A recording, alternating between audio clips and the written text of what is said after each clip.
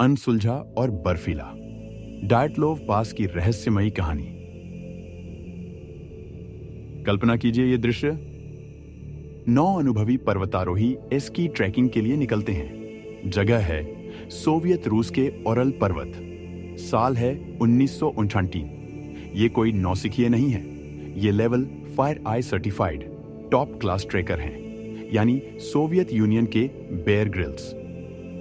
लेकिन उनमें से कोई भी वापस नहीं लौटता। उनकी जमी हुई लाशें बर्फ में बिखरी मिलती हैं, कुछ अधनंगे, कुछ के अंग कटे हुए, किसी की आंखें गायब तो किसी की जीभ ही नहीं है। और उनकी टेंट अंदर से चीरी हुई, पैरों के निशान, नंगे पैर, 30 DGC तापमान में। आखिर डायटलोव पास में हुआ क्या था? यह है 20वीं सदी की सबसे रहस्यमयी, हड्डियां जमा देने वाली और दिमाग घुमा देने वाली कहानियों में से एक। 27 जनवरी 1989 इगोर डायटलोव के नेतृत्व में 10 पर्वतारोही और टॉर्टेन पर्वत की ओर निकलते हैं। एक सदस्य यूरी युडिन बीच में बीमार पड़ता है और लौट जाता है। स्पॉइलर अलर्ट, उसकी जिंदगी की सबसे सही फ्लू थी। बाकी 9 आगे बढ़ते हैं लेकिन वापस कभी नहीं आते। कुछ हफ्तों बाद सर्च टीम उनकी टेंट ढूंढती है, बर्फ से ढकी, गिरी हुई और अंदर से फटी हुई। जब आप खुद ही टेंट को चाकू से फाड़ के भागते हो तो समझो मामला गंभीर है।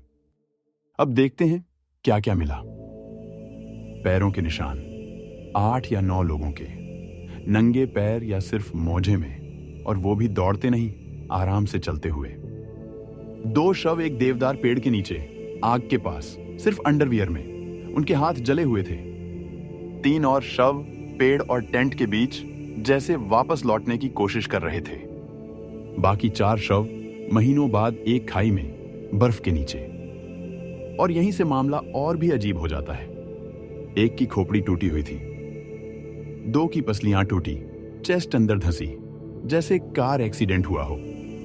एक की जीभ गायब, कुछ के कपड़े रेडियो एक्टिव, एक की आंखें नहीं थीं। कुछ बड़े सवाल, सब आधे अधूरे कपड़ों में क्यों थे? हाइपोथर्मिया में ऐसा होता है, लेकिन सभी के साथ? बिना बाहरी घाव के इतनी भीषण अंदरूनी चोटें कैसे आईं? ल्यूडमिला की जीभ कहां गई? कपड़ों में रेडिएशन क्यों था? और वो आसमान में दिखे नारंगी चमकते गोले क्या थे? थ्योरीज का स्नो स्टॉर्म, एवेलांच, हिमस्खलन। सरकारी थ्योरी, बर्फ फिसलती है, सब डरकर टेंट फाड़कर भागते हैं। लेकिन टेंट दबा नहीं था, पैरों के निशान वैसे के वैसे। तो क्या ये कोई निंजा एवेलांच था? कैटाबैटिक विंड्स, तेज जानलेवा हवाएं जो टेंट गिरा सकती हैं और तापमान गिरा देती हैं। लॉजिकल? हां। रोमांचक? जरा भी नहीं। इंफ्रासाउंड पैनिक, बहुत ही कम फ्रीक्वेंसी की आवाजें जो शरीर को घबरा देती हैं, दिमाग घुमा देती हैं, जैसे नेचर द्वारा प्रोड्यूस किया गया हॉरर मूवी। पर सवाल ये, क्या कोई साउंड आपको टेंट चीर के भागने पर मजबूर कर सकती है? मिलिट्री टेस्ट गॉन रॉन्ग, पैरामाइन, सीक्रेट वेपन टेस्टिंग, शरीर पर शॉकवेव जैसे निशान, कपड़ों में रेडिएशन, सरकारी file seal, classic Soviet cover up. ये थी अटैक। एक फोटो में धुंधला ह्यूमनॉइड दिखा, डायरी में स्नोमैन का जिक्र। कोई बोल रहा बिगफुट नहीं, बिग बोल्शेविक था। UFO, aliens. बिल्कुल, चमकते गोले, गायब जीभ, रेडिएशन। एलियंस का सिग्नेचर पैटर्न है ये। आपसी झगड़ा, शायद ग्रुप में लड़ाई हुई, लेकिन किसी पर डिफेंसिव वुंड नहीं, चोटें ऐसी जैसे हल्क ने थप्पड़ मारा हो, अदृश्य हल्क। केजीबी या सीआईए मिशन। कुछ सदस्यों का मिलिट्री बैकग्राउंड था, शायद कोई सीक्रेट कोल्ड वॉर ऑपरेशन। पर फिर कोई गोली नहीं, कोई हथियार नहीं। क्या जेम्स बॉन्ड ने बर्फ के गोले चलाए? 2020 में रूस ने इसे प्राकृतिक एवेलांच कहकर केस बंद कर दिया। लेकिन बहुत लोग अब भी संतुष्ट नहीं हैं, क्योंकि डयाटलोव पास इंसिडेंट सिर्फ एक कोल्ड केस नहीं है। ये एक फ्रोजन एनिग्मा है, बर्फ में लिपटा और WTF से सजा हुआ।